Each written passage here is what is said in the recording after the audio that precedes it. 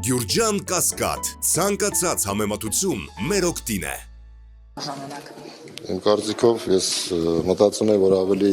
հետաքրքիր հարցեր Կարաջանային այս հարցազրույցի ժամանակ, բայց այդ հարցին չեմ ուզում մեկնաբան պատասխանել։ Բայց դա որ հանգամանք չէ, որ Կարևոր հանգամանք է։ Մի վայրկյան ներողություն։ Պարոն Բադիկյան, մի SMS-ով Հակակոռուպցիոն կոմիտեի նախագահ պաշտոնը թողեց։ Այսինքն կա նման պրակտիկա։ Նման պրակտիկայի դեպքում դուք ինչպես կվարվեք։ Ձեր հարցադրումը եթե իրավական բնույթի լիներ, ես կմեկնաբանեի, բայց դուք սուբյեկտիվ պրոֆեսիոնալ ըստ էության որպես իրավաբան, ո՞նց եք գնահատում, երբ որ ուժային կառույցի ղեկավարին SMS-ով ասում են շնորհակալություն, ցտեսություն։ Ես այդ հարցը գնահատում եմ պրովոկացիա մեկնաբանություններ չունեմ։ Եթե ստանաք նման SMS ստանաք, ինչպես կվարվեք։ Դուք ստացել եք, ասենք, նման հենց հանձնարարական ինչպես կվարվեք, կընդվզեք, թե… Գիտեք ինչ, պետական կառավարման համակարգը այնքան բարդ համակարգ է, այնքան տարբեր տեսակի հարցեր են լինում, որ դրանք երբեմն հանրային քննարկման դաշտում չեն կարող լինել։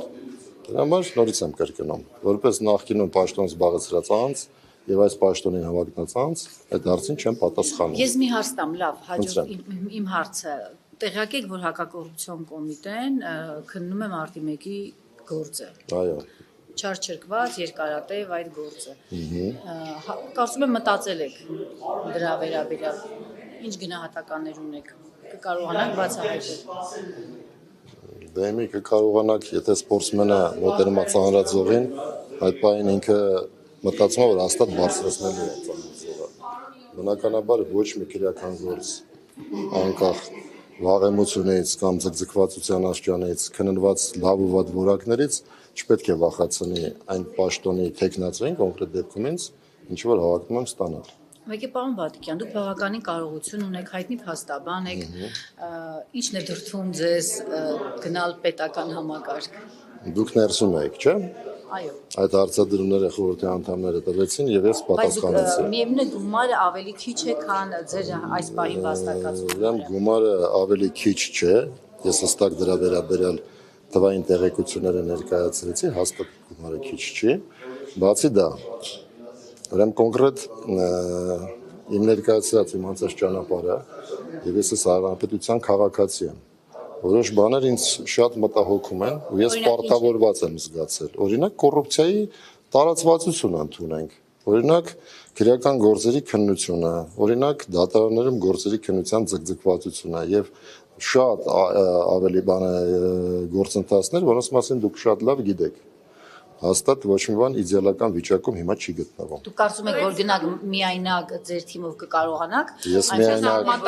Ես միայնակ չեմ լինելու, եթե գնամ։ Ձեր թիմով։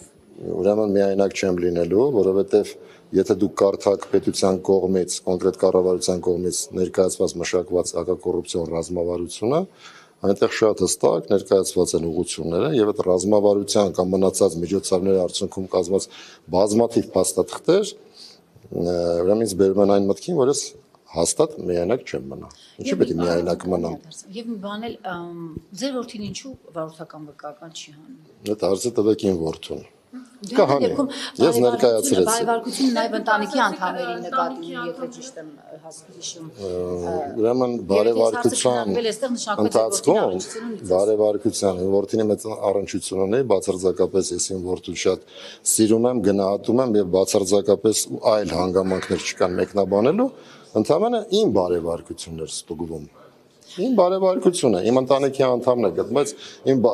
ընտանիքի անդամը ընդամենը վարչական զանցանք էր կատարել, ընդամենը ես իհարկե չեմ խրախուսում, չեմ արդարացնում, բայց ամեն դեպքում կունենա, ես հավաստիացնում եմ, որ հաստատ կունենա շատ շուտով։ Պարոն Բադիկյան, կոռուպցիայի կանխարգելման հանձնաժողովը բացասական բարեվարկություն է տվել թեկնածուներից երկուսին, որից մեկը դուք եք։ Դուք էլ հենց ձեր խոսքի ընթացքում մրցույթի հանձնաժողովի անդամների մասով անդրադարձակեց, որ զանգահարել են ձեզ դուք սպառիչ պատասխաններ եք տվել, այնուամենայնիվ բացասական պատասխան է եկել կոռուպցիայի կանխարգելման հանձնաժողովից, ինչ կասեք այս մասով։ Արդյոք օբյեկտիվորեն է գնահատել ի վերջո, թե այնուամենայնիվ թերացումներ ունեցել է հանձնաժողովը։ Դե ներսում էլ ասեցի, մի քանի ընդհանրապես մեկնաբանություն կատարեմ։ Իմ կարծիքով Համապարփակ եւ պատշաճ ուսումնասիրություն չի կատարվել, ես այդպես եմ գտնում, քանի որ եթե ներսում եք լսեցիք, որ ուրեմն ժամանակահատվածի ընդհանրապես մի ընդհանուր բաժին 2022 թվականի գույքի վերաբերյալ վերլուծությունները բացակայում են ընդհանրապես։ Իսկ զանգահարելու ես ոչ միայն հանդիպել եմ, խոսել եմ, այլ նաև փաստաթղթեր եմ ներկայացնել այդ հարցերի կապակցությամբ։ Այսինքն այդ ձևաչափը կարճ ժամանակը կարճ լինելու վերաբերյալ, եթե ինձ տրվեր կոնկրետ հարցադրում եւ կոնկրետ ժամանակահատված, միգուցե սա ավելի փաստաթղթ։ Կարելի է այդպես ասել։ Իսկ դուք այս դեպքում միտում տեսնում եք հանձնաժողովի Ես եթե միտում տեսնեմ, ուրեմն ինչ-որ մեկին պիտի ինչ-որ մի բանի մեջ մեղադրեմ։ Ես ընդհանրապես միտումը չի կարող լինել մենակ դիտավորության տեսքով։ Կարող է լինել, չգիտեմ, ոչ պատշաճ կատարելու արդյունքում այդ բանը չվերցնել։ Ոչ էլ ոչ պրոֆեսիոնալ գնահատականներ չեմ տալիս։ Ամենայն դեպս ունենք նման եզրակացություն եւ իմ կարծիքով եզրակացության մեջ նշված հանգամանքները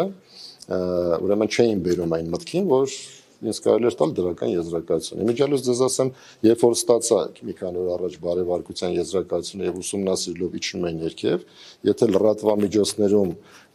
ներկայացված տեղեկությունը, որին բարեվարկությունը բացասական է եկել, ես լրատվամիջոցներից եմ տեղեկացել։ Տպավորությունն այնպեսին է, որ պիտի գամ, հասնեմ ու տեսնեմ, որ գրված է դրական եզրակացություն։ Բայց եկա ու զարմանեցի, տեսա, որ բացասական եզրակացություն, որտեղ մի քանի տեղեր կարևորագույն տեղերում արձանագրել էին, որ սա ճիշտ է, սա արժանահավատ է եւ այլն եւ այլն։